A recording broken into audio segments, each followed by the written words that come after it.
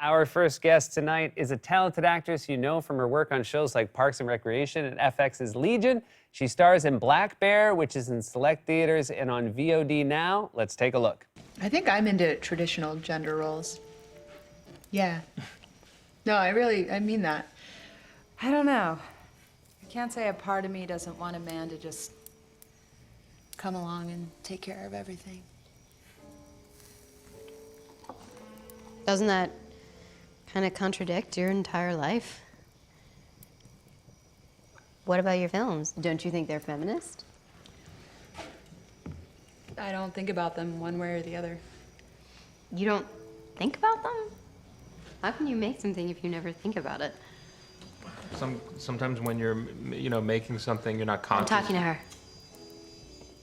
Please welcome back to the show our very good friend, Aubrey Plaza. How are you, Aubrey? I'm fine. How are you, Seth? Do you enjoy the Zoom press? I obviously would prefer if you were here, but do you like the Zoom element of it? I mean, yeah, kind of. Although I do feel that Zoom fatigue is real. I think it's actually real. Every night I am passing out at 9 p.m. because I think my brain is so stimulated by this future Zooms. Yeah, it's also you just spend too much of the day looking at yourself, which I think is exhausting. It's not healthy. It's not healthy for any of us. I don't know. Screens, robots, they're all coming for us, Seth. This movie is getting fantastic reviews. You were outstanding in it. It is, Thank you. The three of you, because it's basically a three-hander, it's just a wonderful kind of film to watch because you're all so wonderful and there's incredible shifts in it. It seems like it might have been an exhausting movie to make just because of how, the emotional hoops you all jumped through. Was that the case? Yes, it was.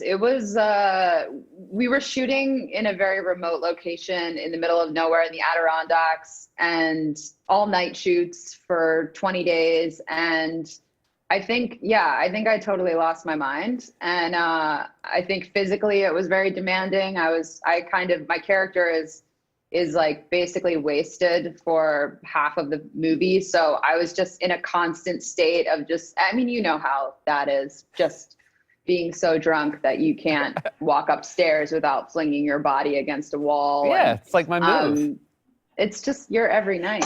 But it was very, very exhausting, but it felt like it was also very joyful. And it felt, I don't know, it was just, Christopher Abbott and Sarah Gadon are so talented. And I think the three of us just banded together like a weird up family, and we just got through it together.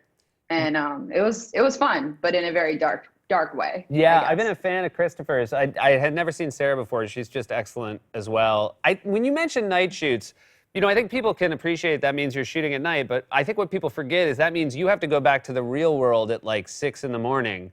Where were you staying when you shoot at a remote place like this? Yeah, we were staying, so Chris, Sarah, and I were staying in this little town called Saranac Lake, which was about an hour drive from set. And we carpooled together because the movie had no money. The budget was really small. And we would drive back to Saranac as the sun was coming up, and which was our night. And I remember just to do something normal, besides shooting, I would walk around the town or get a cup of coffee or whatever, or sit in the park across from the hotel. And I looked so insane that I think most people in the town thought I was a crazy street person that had moved in. And I didn't fight it. I just leaned into it, and I became this townie. I looked, I can't explain it. I looked on another level of insane. I'd like to think that ever since you left, I would like to think the legend of you in the town is that you got your act together.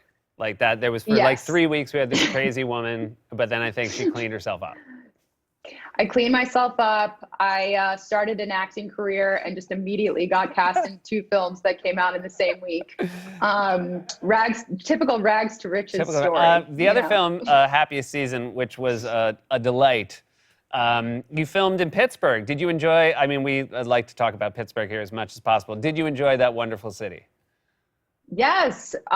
Yes, I loved it. And I'm from, Delaware / Philadelphia. So there was a lot of crossover there, I feel like, with Philly. And I can't remember the famous sandwich place. Permane Brothers. Hermani Brothers? Yeah, right? The French fries on the sandwich? Yes. French Yeah. fries on the sandwich. Did that. And I learned very quickly that Pittsburgh has like the most amount of dive bars, or the most amount of bars, I guess, Yeah, it's in pretty their bar city. city.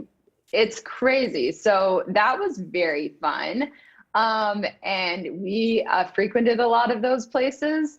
And also just the city is beautiful. I've never been there, so I didn't realize like it was almost European with all the bridges and the waterways, and I loved it. I'd love to go back there. I want to also, you mentioned that you're from Delaware. I do feel like people who are from Delaware also always say a second place. Like, I'm from Delaware, Philadelphia.